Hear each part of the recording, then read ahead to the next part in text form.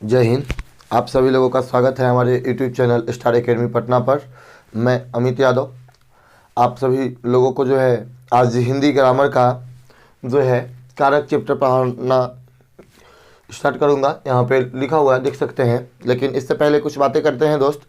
देखिए, हम सभी लोगों का जो है अभी आप लोगों का वीडियो रुक गया था, इससे आप लोग घबराइएगा नहीं। ये जो है आपको मैंने एक वीडियो दिया था, मेरी तबीयत खराब थी और उसके बाद मेरे वजह से जो है मेरे स्टाफ लोग जो मतलब सर जो पढ़ाते हैं यहाँ पे, फिर उसके बाद जो मतलब एडिटिंग करते हैं वीडियो जो शूट होता है, तो वो सारे जितने भी स्टाफ लोग हैं सभी लोग जो थे मतलब बीमार हो चुके थे।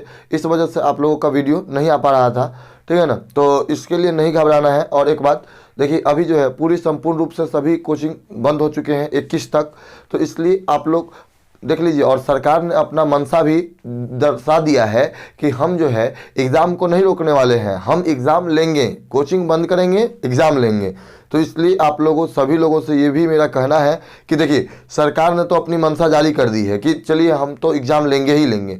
तो इसलिए आप लोग भी अपना मनसा बना लीजिए कि हम जो है पढ़ेंगे ही पढ़ेंगे और हम यहाँ से आपको पढ़ाएंगे ही पढ़ाएंगे। तो आप यहाँ से पढ़िए और अपना जो सपना है, जो 400 के पार का मतलब हम लोग जो है सपना लेकर के वर्क कर रहे हैं, काम कर रहे हैं, इसको पूरा करना है। तो इसमें आप लोग एकदम जोश जुनून से लगिए। और देखिए, जो चीज़ हम पढ़ा रहे हैं बाबू, ये चाहे तो क्वेश्चन बैंक हो, ये हो, तो इससे आपको घबराना नहीं है। मैं जो है आपको मैंने कहा है कि एग्ज़ाम से रिलेटेड ही रहेंगे। देखिए, एक कारक जो है 2016 के एग्ज़ाम में अगर आप क्वेश्चन बैंक को पलटिएगा तो वहाँ पे इसको पूरा मतलब ऐसे लिखना था, पूरा उदाहरण सहित लिखने के बारे में दिया हुआ है, ठीक है। एग्ज़ाम में भी दे देता है इसके चिन्ह उनके बारे में, ठीक है। एक तो इसलिए मैंने पढ़ा दिया। और ये जो है आपको समाज से रिलेटेड, समाज जब पढ़ेंगे ना तो समाज में भी इसकी काम है, इसकी चिन्हों का, तो इसलिए ये पढ़ना जरूरी था। दूसरी बात कि ये जो है आपको यहाँ पे संस्कृत पढ़िएगा, संस्कृत ग्रामर, तो वहाँ पे विभक्ति चिन्ह होते हैं, विभक्ति चिन्ह, तो वहाँ भी संस्कृत ग्रामर में भी इसका ज़रूरी है।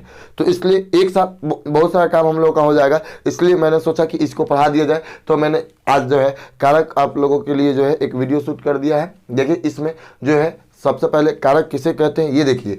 और ये लिखा हुआ है कि संज्ञा या सर्वनाम का वह रूप जो वाक्य के अन्य शब्दों खासकर क्रिया से अपना संबंध प्रकट करता है उसे कारक कहते हैं।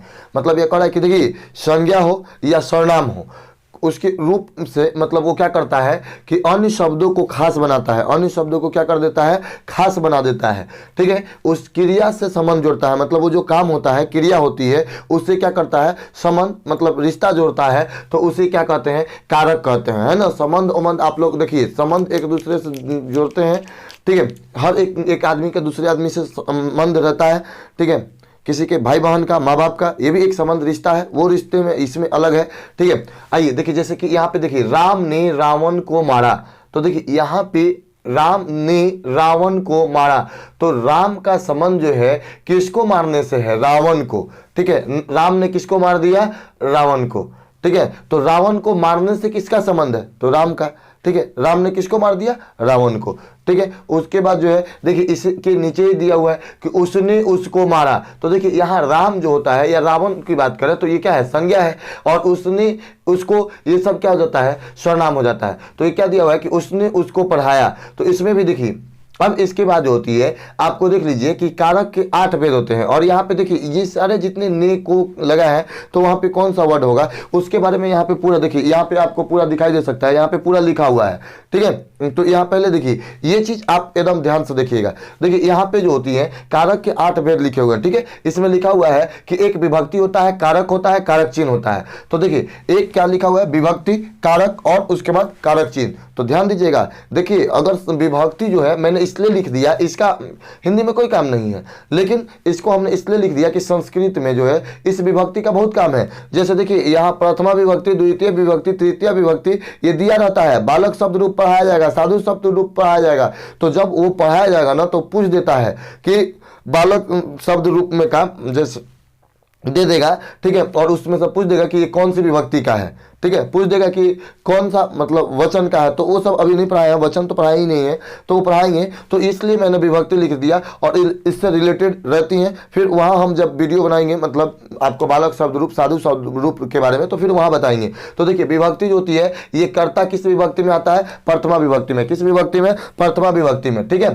कर्ता किस विभक्ति में आता है? प्रथमा विभक्ति में। और देखिए तो देखिए प्रथमा विभक्ति में क्या आता है? कर्ता। इसका चिन्ह क्या होता है? ने। क्या चिन्ह होता है? ने। लेकिन देखिए एक बात यहाँ नहीं लिखा हुआ है, इसमें कहीं कहीं पे ये दोनों में जो होता है चिन्ह नहीं होता है, तो उसके बदला जो है 0 दे दिया जाता है, शून्य, ठीक है, मतलब चिन्ह नहीं भी होता है। तो देखिए उसके बाद द्वितीय विभक्ति में क्या होता है? कर्म। उसके तो कर्म में क्या होता है? को। फिर तृतीय विभक्ति में करण, तो फिर से द्वारा।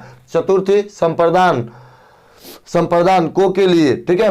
उसके बाद आ जाइए अप्रदान से, संबंध काके की, अधिकरण में पर, संबोधन हे अरे, ये अष्टमी हो गया, ठीक है। देखिए इसको सिंपली याद कैसे कीजिएगा, कर्ता ने कर्म को कर्ण से, द्वारा, संप्रदान को के लिए, अप्रदान से, संबंध काके की, अधिकरण में पर, संबोधन हे अरे, ठीक है। कर्ता ने कर्म को कर्ण से, संप्रदान को के लिए, अप्रदान से, अधिकरण काके के लिए, ठीक है, संबंध काके की, उसके बाद अधिकरण में पर, और उसके बाद होती है संबोधन हे अरे। देखिए एग्जाम में कभी कभी क्वेश्चन क्या देता है कि देखिए लिख देगा, मान लीजिए कि यहाँ का लिखा हुआ है, का लिख देगा और लिखेगा कि का निम्न में कौन सा कारक है, ठीक है, निम्न में कौन सा कारक है। तो आप क्या पढ़िए, का कहाँ है? देखिए यहाँ पे का दिया हुआ है, तो का कौन कारक हो गया? संबंध कारक। तो इस तरह याद रखिएगा, ऐसा भी ऑब्जेक्टिव में दे देता है, ठीक है ना, ऑब्जेक्टिव का जमाना है। तो ये याद रखिएगा, कर्ता ने कर्म को कर्ण से, द्वारा, संप्रदान को के लिए, अप्रदान से, संबंध काके की, अधिकरण में पर, संबोधन हे अरे, ठीक है। इसको जो है आप इधर से स्क्रीनशॉट कर सकते हैं, कोई दिक्कत नहीं, ठीक है, स्क्रीनशॉट कर सकते हैं। आइए फिर इधर ध्यान दीजिए, ठीक है। आइए अब देखिए कर्ता कारक। कर्ता कारक किसे कहते हैं? तो देखिए वाक्य में जो शब्द काम करने के अर्थ में आता है, देखिएगा यहां दिया हुआ है कि वाक्य में जो शब्द काम करने वाले के अर्थ में आता है उसे कर्ता कारक कहते हैं। मतलब क्या कर रहा है कि देखिए यहाँ पे काम करने वाले, यहाँ देखिए काम करने वाले के अर्थ में आता है उसे क्या कहते हैं? कर्ता कारक कहते हैं। तो देखिए तो यहाँ क्या है? मदन खाता है, मदन खाता है। तो यहाँ मदन जो है क्या चीज का काम कर रहा है? खाने का काम कर रहा है, ठीक है। मदन क्या काम कर रहा है? खाने का काम कर रहा है। लेकिन इसके बीच में कोई विभक्ति है? नहीं है। तो क्या लिखा हुआ है? 0 विभक्ति। लेकिन नेक्स्ट उसी के नीचे लिखा हुआ है कि मदन ने खाया, मदन ने खाया। तो मदन यहाँ भी क्या चीज काम कर रहा है? खाने का ही काम कर रहा है, ठीक है। उसकी कर्ता काम करने वाले के अर्थ में आता है। देखिए तो यहाँ काम करने का चीज का काम चल रहा है? खाने का काम चल रहा है। चीज का काम चल रहा है? खाने का, ठीक है। तो खाने का जब काम चल रहा है तो देखिए मदन ने खाया, तो इसमें ने क्या हो गया? आपका जो है कर्ता कारक। देख रहे हैं यहाँ ने विभक्ति है, लिख दिया गया है बगल में, ठीक है। देखिए इसी तरह कर्म कारक, वाक्य में क्रिया का फल जिस शब्द पर पड़ता है उसे क्या कहते हैं? ये देख लीजिए, वाक्य में क्रिया का फल जिस शब्द पर पड़ता है, जिस शब्द पर पड़ता है उसे क्या कहते हैं? कर्म कारक। तो देखिए मतलब जिस काम पर मतलब बोझ पड़ता है, जैसे देखिए पंकज आम खाता है, तो देखिए पंकज जो है खाने का काम तो पहले से कर रहा है, वो अपना कर्ता में लगा हुआ था, लेकिन क्या चीज खाने का काम कर रहा है? आम, ठीक है, आम खाने का काम कर रहा है। कर्म क्या हो गया? खाने का, ठीक है। तो आइए उसके बाद देखिए यहाँ दिया हुआ है कि फिर नेक्स्ट पंकज पवन को पीटता है, पंकज पवन को पीटता है। तो ध्यान दीजिएगा यहाँ तो आपका कोई क्या है? विभक्ति हो गई। यहाँ पे लिखा हुआ है कर्म में विभक्ति क्या होती है? को। लेकिन यहाँ पंकज किसको मतलब जो होता है अपना कर्म किसको कर रहा है? पीटने का। किसको पीटने का? पवन को। किसको? पवन को। कर्म किसका मतलब पंकज किसका थुराई कर रहा है? पवन का, है ना। आप लोग का भी थुराई उराई होता होगा, कोचिंग स्कूल में पढ़ते होंगे तो वहाँ गुरु जी लोग आप लोग को थुरते होंगे। आइए कर्ण कारक। देखिए वाक्य में जिस शब्द से क्रिया के संबंध का बोध हो उसे कर्ण कारक कहते हैं। ये कह रहा है कि जिस शब्द से है, देखिए जिस शब्द से क्रिया के संबंध का मतलब जो काम हो रही है उसका संबंध व्यक्त हो जाए उसे क्या कहते हैं? कर्ण कारक कहते हैं। जैसे देखिए मैं कलम से क्या करता हूं? लिखता हूं। मैं कलम से लिखता हूं। तो कलम यहाँ देखिए लिखा हुआ है कलम लिखने का क्या हो गया, आपका साधन हो गया। मतलब ये कह रहा है कि जिस शब्द से क्रिया के संबंध, तो देखिए तो यहाँ मतलब क्रिया का जो संबंध है, ये क्रिया इसका क्या चीज से संबंध है, कलम से न। लिखने का संबंध किससे है, कलम से। कलम से न लिख रहे हैं, उसकी उंगली चाकू द्वारा कट गई। ठीक है, आप लोग भी हाथ काट देते होंगे किसी के याद में, याद में नहीं ना काटता है ना। गाना मत गाना है कि याद तेरी आएगी मुझको बड़ी सताएगी। चलो आओ देखो, हाथ तो नहीं काटना रे चुट्टा सब। देखो उसकी उंगली चाकू द्वारा कट गई। अब पता नहीं ये कैसे काट लिया, मतलब इसका ध्यान कहाँ रहता है कि काट लिया, है ना। तो देखिए उसकी उंगली चाकू द्वारा कट गई। तो देखिए यहाँ जो है चाकू, चाकू जो होता है, देखिए उंगली जो है यहाँ पे, तो यहाँ कट गई, मतलब यहाँ पे क्रिया हो रही है, लेकिन किसके द्वारा कटने का काम हुआ, संबंध किससे है, चाकू के द्वारा। देखिए जिस शब्द से क्रिया के संबंध का है ना, तो क्रिया जो हो रही है उसका संबंध किसके द्वारा हो रहा है, चाकू द्वारा। चाकू से ना हाथ कटा है, तो वो क्या हो गया, चाकू द्वारा। उसके बाद आइए संप्रदान कारक, जिसके लिए कुछ किया जाए और जिसको कुछ दिया जाए, इसका बोध कराने वाले शब्द के रूप को संप्रदान कारक कहते हैं। मतलब यह कह रहा है कि जिसके लिए कुछ किया जाए, मतलब आप किसी के लिए कुछ करते हैं, ठीक है, आप अपने गर्लफ्रेंड के लिए कुछ कीजिए, बाबूजी के लिए कुछ कीजिए, मम्मी के लिए कुछ कीजिए, भाई बहन के लिए कुछ कीजिए, तो किसी के लिए ना कुछ करते ही होंगे।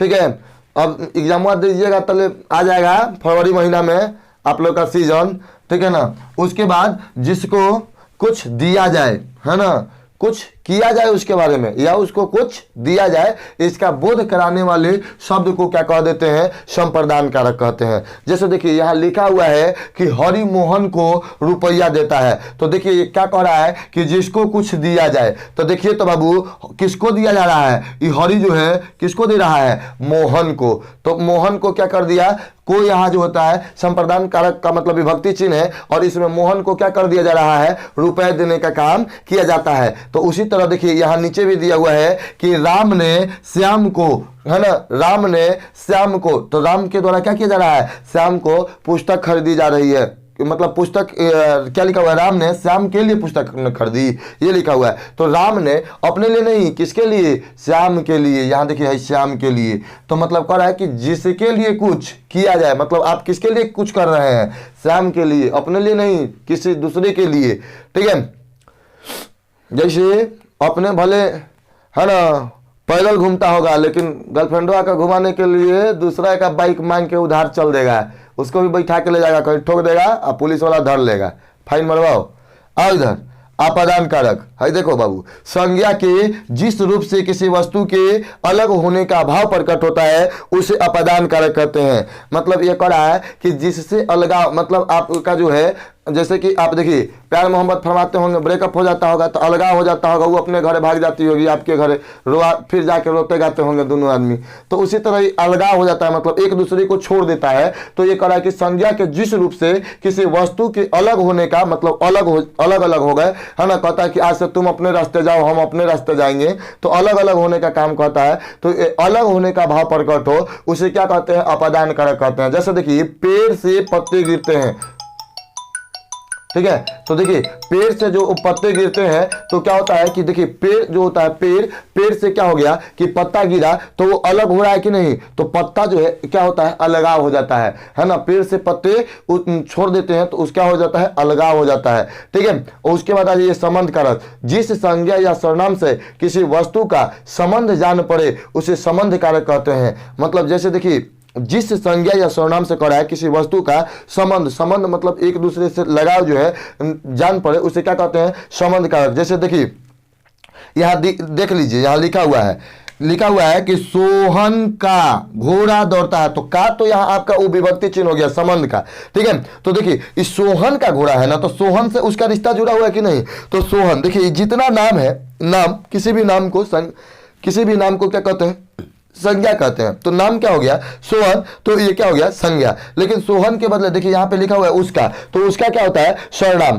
तो देखिए ये जो होती है उसका मतलब उसका भी तो संबंध घोड़े से है कि नहीं है, ठीक है ना। देखिए यहाँ लिखा हुआ है कि सोहन का घोड़ा दौड़ता है, तो सोहन क्या हो गया, संज्ञा हो गया और उसका अपने घोड़े से संबंध होगा, ठीक है। आपका घोड़ा है, किसी का भी घोड़ा होगा तो उसको पाला पोसा है तो उसका संबंध उससे है कि नहीं। तो उसी तरह वह घोड़ा दौड़ता है, उसका घोड़ा दौड़ता है, उसका मतलब अब जैसे मान लीजिए कि सोहन नहीं है वहां पे, तो कोई दूसरा व्यक्ति कह रहा है कि उसका घोड़ा दौड़ता है, तो उसका जो है इसका घोड़े से क्या है, संबंध है। देखिए तो ये देखिए काके की ये मतलब जो है अब इसका चिन्ह है, ठीक है, और ये इससे क्या है, संबंध है, ठीक है। देखिए आप लोग यहाँ तक 6 नंबर हो गया ना, यहाँ तक आप जो है हो गया, तो इसका भी स्क्रीनशॉट ले सकते हैं आप लोग, स्क्रीनशॉट ले लीजिए। फिर आइए देखिए यहाँ पे 6 तक है, 2 इधर बचा हुआ है, 7 नंबर देखिए यहाँ पे जो है अधिकरण कारक, जिससे क्रिया के आधार का ज्ञान प्राप्त हो उसे अधिकरण कारक कहते हैं, अधिकरण कारक। जैसे देखिए शिक्षक वर्ग में पढ़ा रहे हैं, तो देखिए शिक्षक क्या कर रहे हैं, वर्ग में, यहाँ पे देखिए वर्ग में, ठीक है ना, तो शिक्षक वर्ग में क्या कर रहे हैं, जिससे क्रिया के आधार का ज्ञान प्राप्त हो। तो क्रिया मतलब जो काम हो रहा है वो कहाँ पे हो रहा है, क्या हो रहा है, तो इसी के आधार का मतलब ज्ञान प्राप्त होता है, तो वो कहाँ हो रहा है, वर्ग में। तो ये देखिए उसके बाद महेश छत पर है, तो देखिए छत पर, महेश है कहाँ पे, छत पे, तो क्रिया का आधार पता हुआ ना। उसके बाद देखिए संबोधन करत, जिस संज्ञा से किसी के पुकारने या संबोधन का बोध हो उसे संबोधन कारक कहते हैं। संबोधन मतलब पुकारना, जैसे देखिए हम लोग मतलब कोई आदमी दुख में होता है तो भगवान को याद करता है, कहता है कि हे ईश्वर, हे भगवान मेरी सहायता करो, तो भगवान को क्या कर रहा है, बेचारा पुकारता है ना। और उसके बाद देखिए कोई नेता उता जी भाषण देते हैं, जैसे आपके मोदी जी कैसे कहते हैं, मित्रों आज जो है रात 8 बजे से लॉकडाउन लग जाएगा, है ना, हमेशा लगते रहता है। तो उसी तरह देखिए मित्रों, है ना, समय आ गया है ना, समय आ गया है मित्रों कि आप जो है अच्छे से पढ़ाई कीजिए। तो ये क्या है, देखिए यहाँ पे जो है किसी को मतलब जो है संबोधित किया जा रहा है, संबोधन करने का काम किया जा रहा है। तो इसी तरह तो इसलिए मित्रों आप भी यहाँ पे, आपसे भी ये मेरा निवेदन है कि आप जो है पढ़ें, अच्छा से पढ़ें, ठीक है, और एग्जाम की और अच्छे से प्रिपरेशन करें, ठीक है। देखिए ये बात हम जाहिर आप लोग, आई होप कि मतलब आप लोग इस पूरे वीडियो को समझ चुके होंगे। तब तक फिर मिलते हैं नेक्स्ट वीडियो में, तब तक के लिए जय हिंद जय भारत।